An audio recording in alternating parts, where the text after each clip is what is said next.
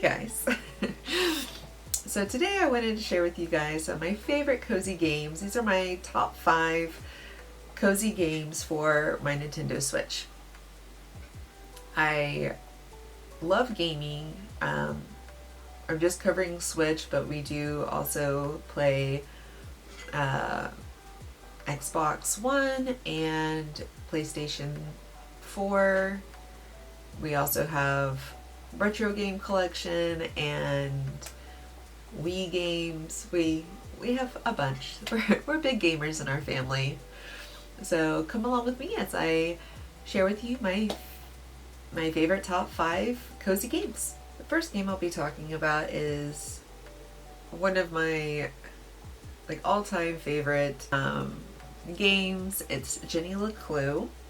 It is an independent game about a girl named Jenny, and she is an aspiring detective, and you play as Jenny LeClue, an aspiring detective, an obsessed pursuer of truth. But nothing exciting ever happens in her small town, and she longs for a real adventure. Jenny gets more than she bargains for when her mother is accused of murder. She embarks on a journey to undiscover the truth and soon discovers nothing in Arthurton is what it seems. Jenny must use her skills of detection and face her demons to find the real killer and unravel Arthurton's dark mysteries.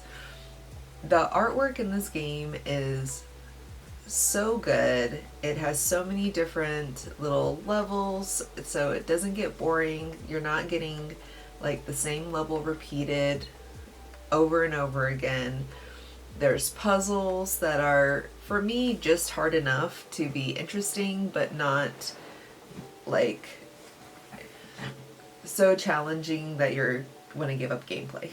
That little sweet spot right there.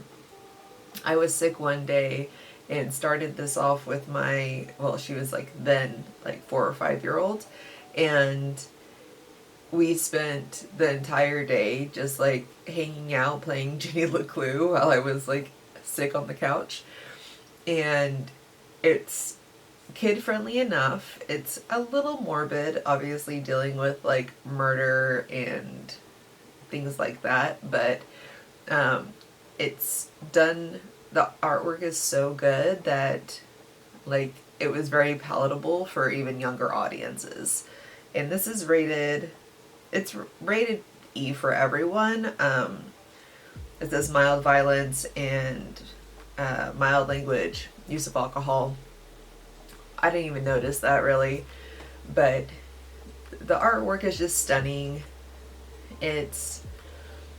It keeps your attention the entire time, and it's one of those games where you get to kind of choose your own adventure, so your gameplay is going to be different depending on what options you choose. So 10 out of 10, love Jenny LeClue. On a similar vein of type of game and artwork, they're not done by the same people, but I believe some of the artists that worked on Jenny LeClue also worked on this game, which is Agent A. And this is another puzzle game, and Agent A is an escape game. You play as Agent A, who is a stylish secret agent, very female James Bond character. Agent A is a stylish secret agent in a world full of retro futuristic contraptions, hidden gizmos, gadgets, and clever logic-based puzzles. You have an arch nemesis, which is Ruby LaRouche. Explore a labyrinth of perplexing puzzles in this quirky game of cat and mouse that'll have you wondering whether you're the cat or if you're the mouse. It says, notice something strange out of place, make mental notes, observations, like a good secret agent will aid you in solving tricky puzzles later on. As you explore Ruby's secret hideout, collect objects and using them cleverly is crucial in unlocking a trail of puzzles leading you ever closer to your target. So it's definitely kind of atomic era, Cold War themed. like secret agent style game. The artwork is just beautiful. It gives you that kind of like mid-century feel. And I personally love puzzle games. They're a great distraction and something that I can definitely get down and cozy with and just hang there and try and wrap my mind around solving these puzzles. The next one I want to mention is Child of Light. It is a very dark and fantastical type of game where you join the main character Aurora on her journey to save her ailing father in the Lost Kingdom. In a magical world of Lemuria, along the way she'll discover that her destiny may be far greater than she dreamed. Encounter eccentric creatures and wicked witches and evil sea serpents, discovering the vast land of Lemuria. Fight alongside your allies to upgrade your stats, unlock unique abilities, and use gems to improve your skills. Work together with your allies to solve puzzles and search for mysteries. Experience a story carefully crafted in verse and rhyme. The artwork in this is just beautiful. It's first time I played it, I got caught up in just kind of flying around because and exploring. And it's not really one of those types of games. You really do need to like work on your stats as you get farther along in the game. So taking your time to like fight creatures and build on your stats is very important, which I did not do. And so I ended up actually getting stuck in the game because I got to a creature that I can't defeat. So live and learn, but I just really got wrapped up in enjoying the artwork and design of the game. Another one that's been a go-to cozy game for me is Story of Seasons, Pioneers of Olive Town. They released a newer version. I believe it was I think it was 2021, maybe the end of 2020, right in there. But it's very similar to Animal Crossing, to where you have repetitive tasks that you're trying to rebuild your grandfather's farm that you have inherited in Olive Town, and you are trying to befriend the town, bring that up to kind of like a modern day touristy type destination. And in that process you're trying to rebuild the farm. There's mining, farming, animal raising, crafting, cooking. The cooking is like one of my favorite things to do in there because it's like tons of Japanese food, and just I find it really fun to just try and gather all the ingredients and expand my cooking, but that's no shocker because I love cooking in real life. It can get kind of monotonous, but unlike Animal Crossing, which I do love but I'm not mentioning here as one of my favorite cozy games, because of how time works in Animal Crossing, unless you do that like time hack, you're bound to a real day. And in Olive Town and Story of Seasons, your time goes by really quickly. So you are given a certain amount of energy each day that you can replenish to a certain extent before, one, you either pass out or if you decide to go sleep. You do have a house that you can decorate.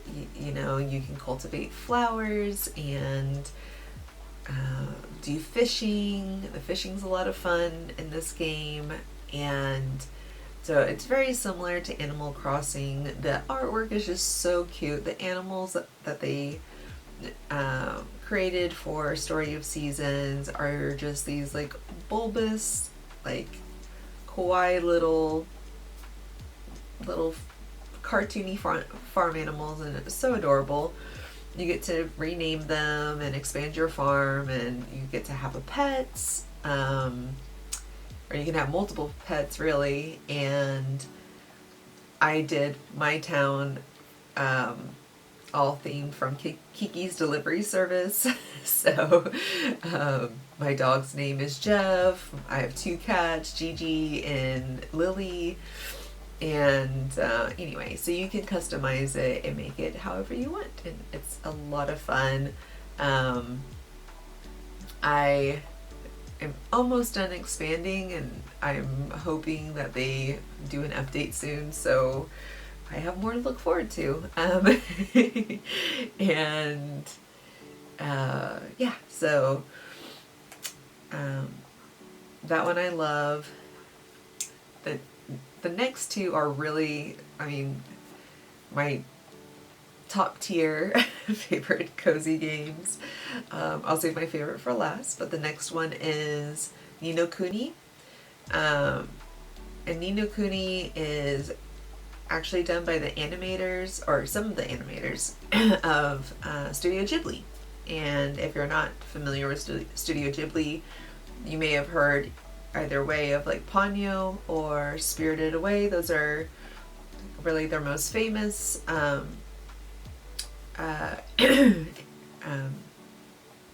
animes. This version is Ni no Kuni, Wraith of the White Witch, which is the first one. There is a second Ni no Kuni, which I have not played yet, but it's on my birthday list. So you play as Oliver, and what's kind of cool is as you progress in the game, and you know, not very far into the game, you're able to create your own fellowship in a way. But you join Oliver as he embarks on adventures through a world inhabited by new friends and furious foes, of bringing his mother back from a tragic accident. With a copy of the Wizard's Companion in his hand, his trusty friend Drippy by his side, he will travel across the rich fantasy world to tame familiars, take on enemies, and overcome countless challenges that stand between him and his mother's salvation. The charming tale unfolds through a use of animation storyboarded and created by the legendary Studio Ghibli, and music composed by Joe Hisaishi.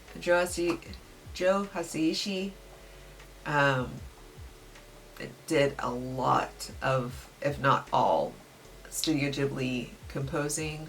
Oh my gosh, I love his music. Amazing composer. If you haven't heard of him, do that after this video. Google him, look him up in YouTube. So amazing. And yeah, Ni no Kuni, Wrath of the White Witch combines beautiful animated visuals, masterful storytelling, and a sweeping score to create an epic role-playing adventure like no other. A great little game. So many cute little adventures and side quests. So there's always something to do.